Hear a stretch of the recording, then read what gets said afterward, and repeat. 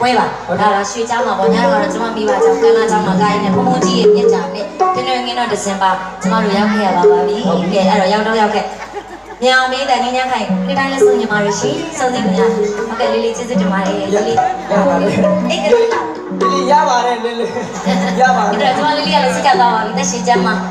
စိတ်ချမ်းသာပါစေကဲအဲ့တော့ကျွန်တော်တို့စကားလေးတွေနည်းနည်းလေးပြောပြီးအလုပ်ကိုဖြီးလို့ရအောင်ရှင်အလုပ်ကြိုးစားပြီးတော့လည်းငင်းညခိုင်ကနေရမှာလည်းကိုကိုလေးပြန်လုံးပါလေကြောက်ရလာတယ်ကျွန်မကျေးဇူးရှင်မိသားစုများအားလုံးစိတ်ချမ်းသာခြင်းကိုဤချမ်းသာချမ်းသာခြင်းနဲ့ပြည့်စုံကြပါသေးလို့ငင်းညခိုင်နှုတ်ခွန်းချင်ပါကလေရှင်ကြီးကြွလာမိသားစုတွေ